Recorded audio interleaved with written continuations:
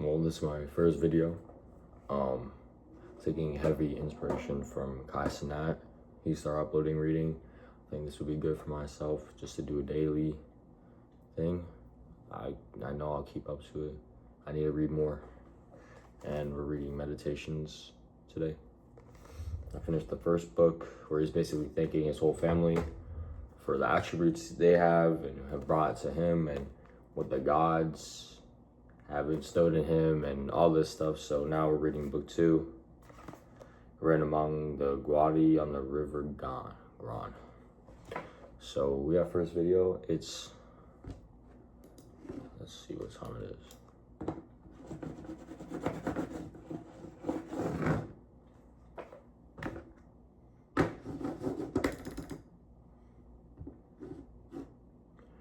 It's Monday, January 19th at exactly 4:40 p.m. And I'm gonna read for 20-ish minutes. Let's read till 5.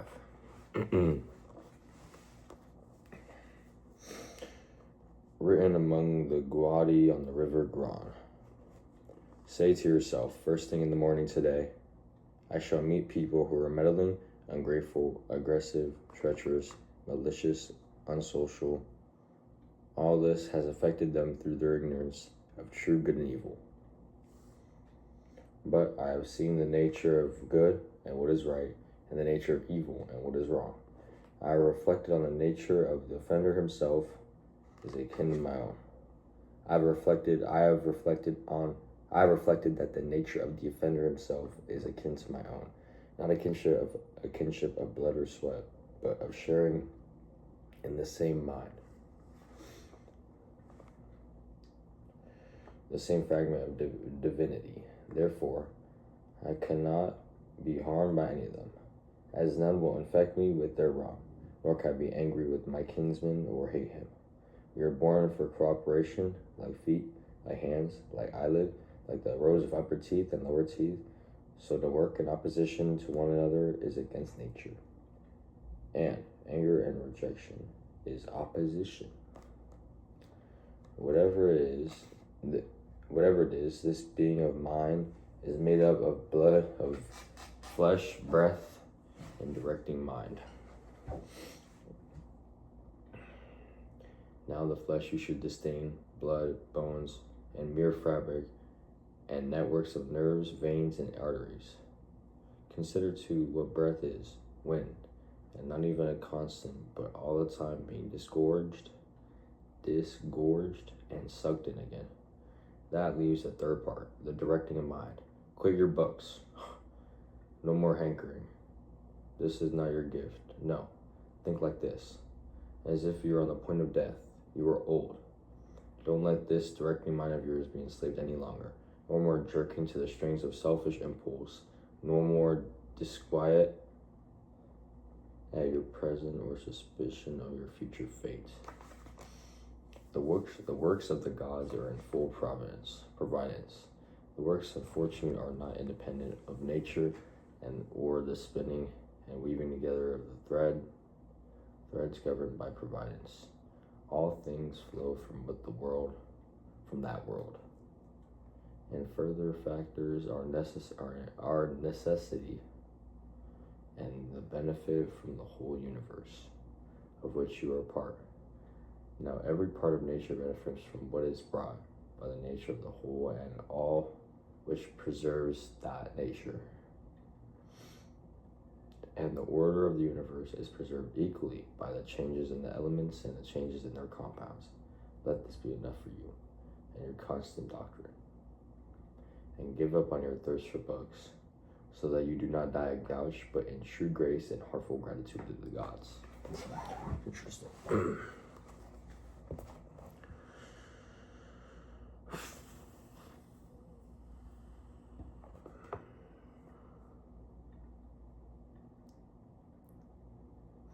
Remember how long you've been putting this off, how many times you've been given a period of grace by the gods and not used it. It is high time now for you to understand the universe of which you are part, and the governor of that universe of whom you constitute an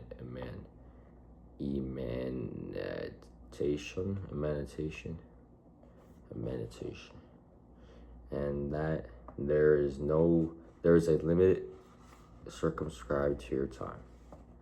And that there is a limit circumscribed to your time. And if you do not use it to clear away your clouds, it will be gone, and you will be gone, and the opportunity will not return. Every hour of the day given vigorous attention as a man to the performance of the task at hand with precise analysis, with unaffected dignity and with human sympathy, with this dispassionate justice, and to vacating your mind from all its other thoughts. And you will achieve this vacation if you perform each action as if it were the last of your life. Freed, that is, from all lack of aim, from all passion-led deviation, from the ordinance of reason,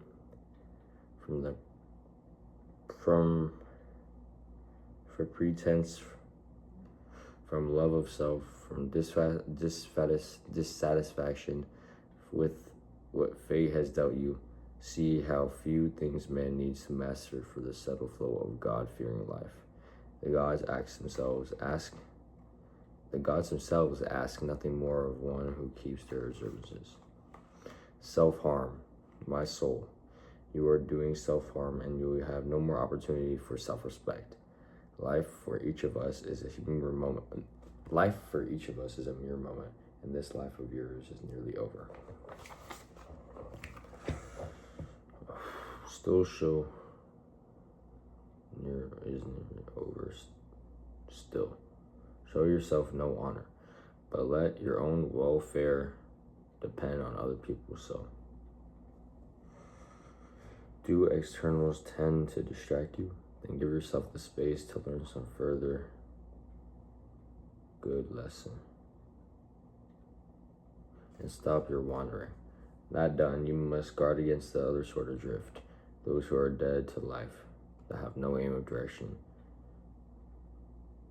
of every impulse, and more widely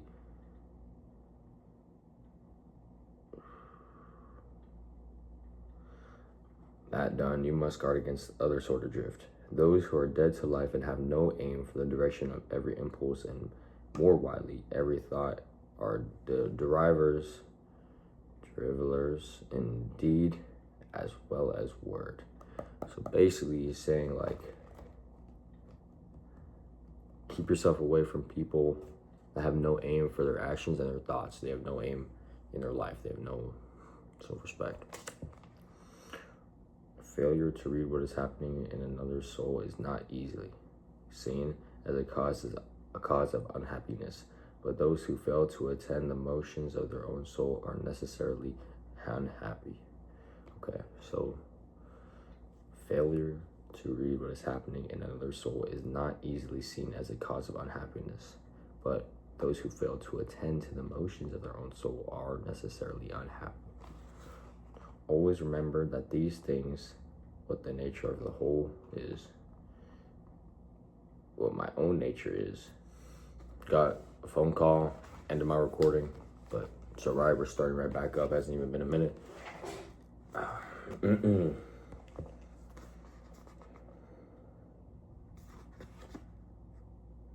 Where were we? Always remember that these things, what nature of the whole is, and my own nature is the relation.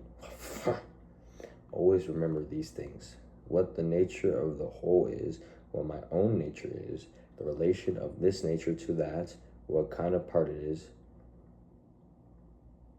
what kind of part of the whole, and that there is no one who you can prevent from keeping all that you say and do in accordance with nature, of which you are a part.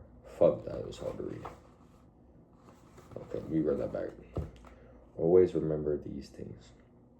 What the nature of the whole is, what my own nature is, the relation of this nature to that, what kind of part it is of what kind of whole, and that there is no one who can prevent you from keeping all that you say and do in accordance with that nature.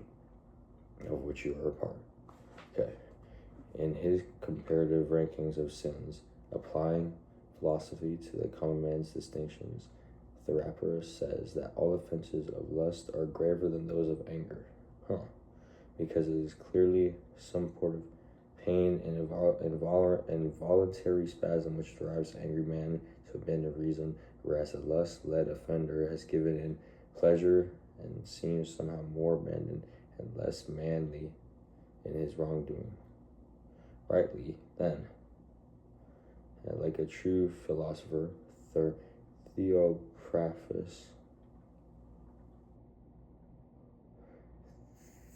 Theophratus said that greater censure attaches to an offense committed under the influence of pleasure than no one under the influence of pain.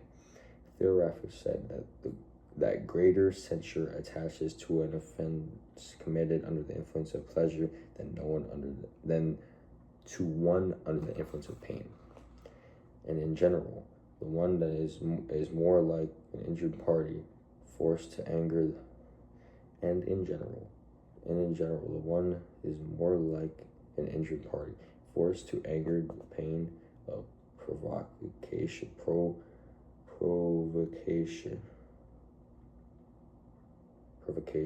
whereas the other one is his own source of impulse to the wrong driven by what he does by lust. You may leave this life at any moment. Have this possibility in your mind at all that you do or say or think. Now depart from the world of men is nothing to fear, if gods exist, because they will not involve us in any harm. If they do not exist, or if they have no care for humankind, then what is life to me in a world devoid of gods or devoid of providence? But they do exist, and they care for humankind, and they have put it in absolutely man's power to avoid falling into the true kinds of harm. If there are anything harmful in the rest of experience, they would have provided for that too, to make it in everyone's power to avoid falling into it. And if something cannot make a human being worse, how could it make his life? And if something cannot make a human being worse, how could it make his life worse? The nature of the whole would not have been blind to this, either through ignorance or with knowledge, unaccompanied by the power to prevent and put right. Nor would it have made so great an error through lack of power skills as of good and bad falling indiscriminately on good and bad people. Yet bad people alike. Yes, death and life and fame and ignominy, pain and pleasure, wealth and poverty, all these come to good and bad alike, but they're not themselves either right or wrong. Neither then are they inherently good or evil. How all things quickly vanish, our bodies. How all things quickly vanish, our bodies themselves lost in the physical world, the memories of them lost in time. The nature of all objects of the senses, especially those which allure us with pleasure, frighten us with pain, or enjoy the applause of vanity. How cheap they are, how contemptible, shoddy, perishable, and dead. These are matters for our intellectual faculty to consider. And further considerations, what are they? These people whose judgments and voices confer or deny esteem. What is death?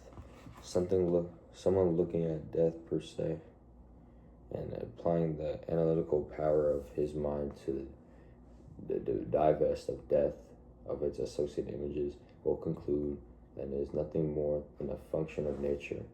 And if anyone's frightened of a function of nature, here we go. Will conclude then that it is nothing more than a function of nature. And if anyone is frightened of a function of nature, he is a mere child. And death is not only a function of nature, but also to her benefit. Further, how does a man touch God? With what part of his being? And when that part of him is in what sort of disposition? Nothing is more miserable, and one who is always out and about, running around everything in circles, in Pindar's words. In Pindar's words.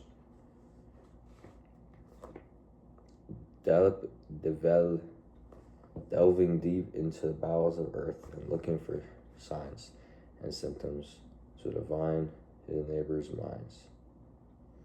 He does not realize that it is sufficient to concentrate solely on the divinity within himself and give it true sentence. That service is to keep it uncontaminated by passion, triviality, or discontent, and what is dealt by gods or men.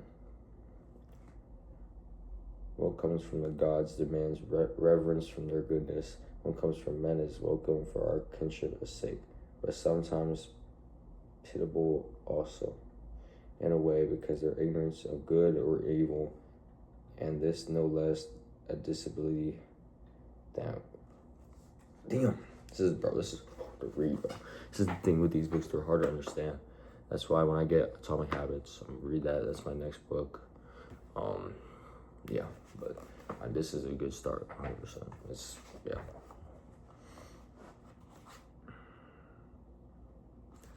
Where was I? What comes from men is welcome for our kinship's sake, but sometimes pitiable also, in a way, because of their ignorance of good and evil, and this is no less a disability than that which removes the distinction of light and dark. Even if you were destined to live 3,000 years or 10 times that long, nevertheless, remember that no one loses any life other than the one he lives. Even if you're destined to live 3,000 years or 10 times that long, nevertheless, remember that no one loses any life other than the one he lives, or lives any life other than the one he loses. It follows that the longest and shortest lives are brought by to the same state. The present moment is equal for all. So what is passing is also equal state. So what is passing is equal also. The loss, therefore, turns out to be the merest fragment of time. No one can lose either the past or future. How can anyone be deprived of what he does not possess? So always remember these two things. First, all things have been of the same kind from everlasting, coming around and round again. It makes no difference whether one will see the same for 100 years or 200 years or infinity time.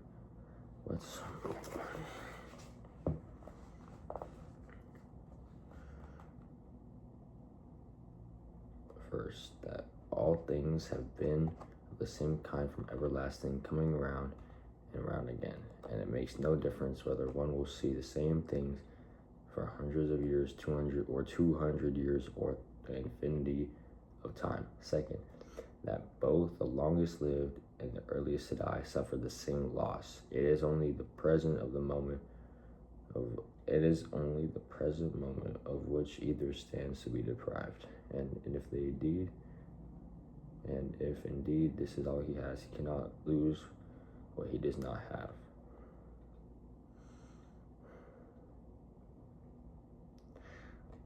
All is as thinking makes so. The retort made to Monimus, the cynic, is clear enough. But clear too is the value of his saying, if one takes the kernel of it as how far it is true. Oh my God.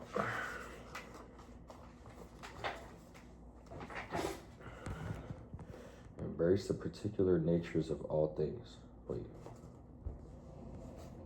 The soul of a man harms itself, first and foremost, when it becomes, as far as it can, a separate growth, a sort of tumor of the universe.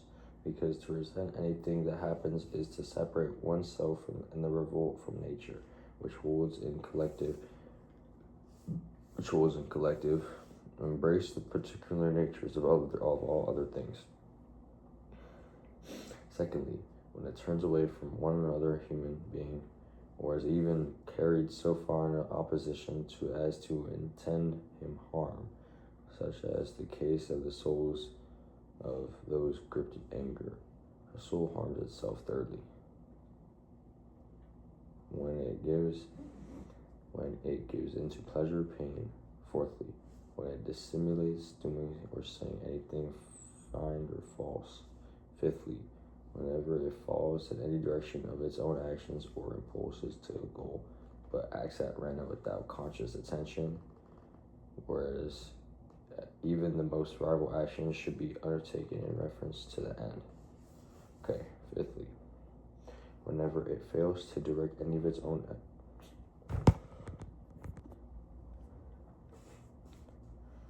Fifthly, whenever it fails to direct any of its own actions or impulses to a goal, but acts at random without conscious attention, whereas even the most trivial actions should be undertaken in reference to the end, and the end of rational creatures to follow in the reason, and the role that most vulnerable archetype of a governing state, the universe.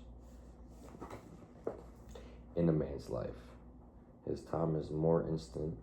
His existence is a flux, his perception fog, his whole bodily composition rotting, his mind a whirligig.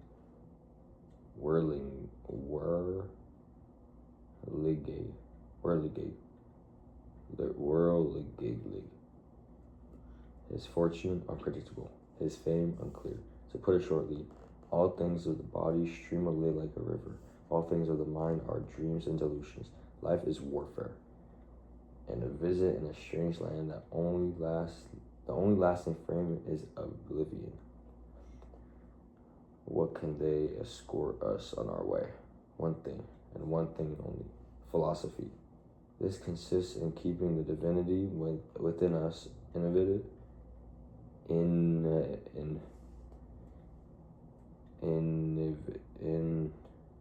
inviolate. I don't know what that word is. Inviolate, and free from harm. Master of pleasure and pain, doing nothing without aim, truth, or integrity, and independent of others' actions or failure to act.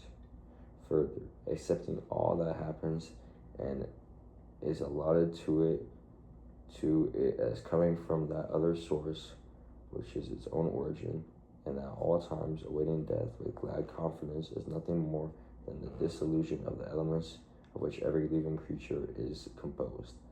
Now, if there is nothing fearful for the elements themselves in their constant changing of each into another, why should one look anxiously in the prospect of change and dissolution of them at all? This is in accordance with nature, and nothing is harmful when it's in accordance with nature. All right, so read for around 23-ish minutes there. That was book 2 to book 3, around 5 pages of actual text. Marcus Aurelius, I'll see you guys tomorrow. Bye.